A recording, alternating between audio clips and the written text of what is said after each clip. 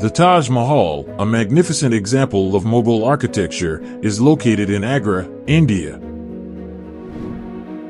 This magnificent tomb, which occupies 42 acres, is the height of beauty. Nevertheless, it has a heartbreaking tale to tell. This 400-year-old structure was once the biggest and most impressive structure in its era. It is now regarded as the world's eighth wonder. 20,000 workers toiled for 22 years straight, shedding blood and sweat to erect this majestic building. If we estimate its current market value, the marble-covered tomb is worth $1 billion because the Mughal architects left behind evidence of their extraordinary abilities that even the best engineers of today laud. This building was constructed so that it appears to be quite large when viewed from behind the main gate. But the size automatically decreases as one approaches the main gate. Such mind-boggling techniques were not new to Mughal architects. The four pillars at each of the four corners are not standing straight up, but rather are sloping slightly outward, because if they were kept vertically straight, they would appear to be bending inward from a distance, as can be seen in this photograph of a mosque. The decision to tilt these pillars outward was made for another reason, that they will collapse outwards in the event of a big earthquake, protecting the monument. But why did its designers feel the need to defend it so fiercely? What are the Taj Mahal's hidden secrets from 400 years ago? And how was this wonderful mausoleum and this 40-meter high dome constructed at that time, when there was no concrete nor steel? Subscribe to AWZ and make sure to hit the notification button to get more upcoming videos.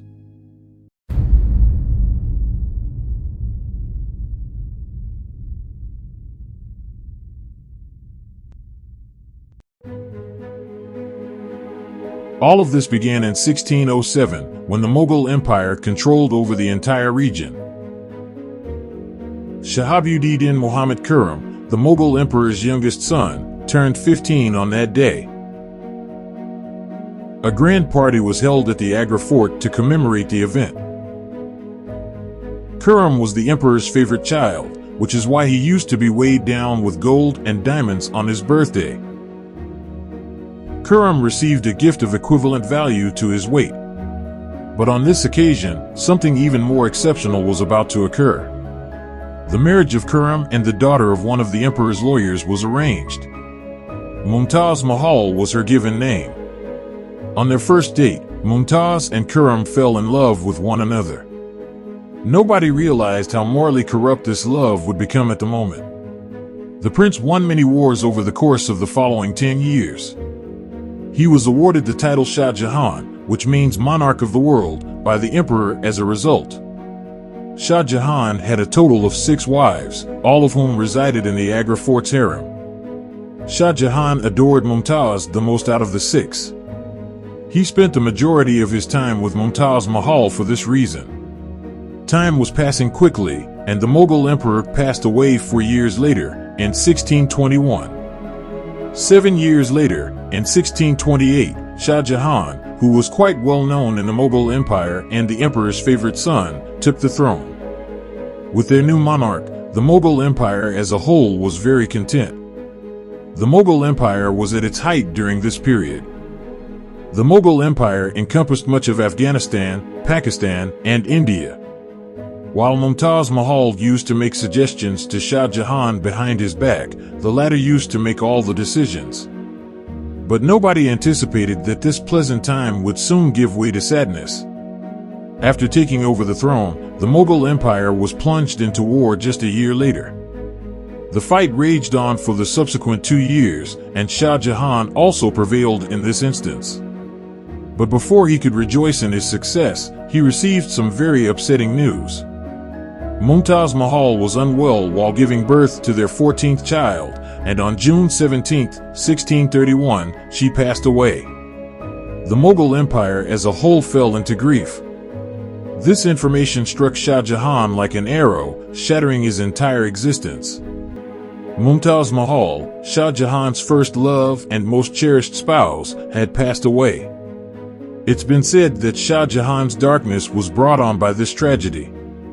He went without food for the next 8 days, and he abstained from using perfume and listening to music for the following 2 years. Mumtaz Mahal had one last request before passing away. She requested that her interment be constructed inside the most exquisite tomb ever. Shah Jahan made the decision to devote his entire life and his wealth to this endeavor and to fulfill Mumtaz Mahal's final request. Construction on the Taj Mahal started 6 months after Mumtaz Mahal's passing.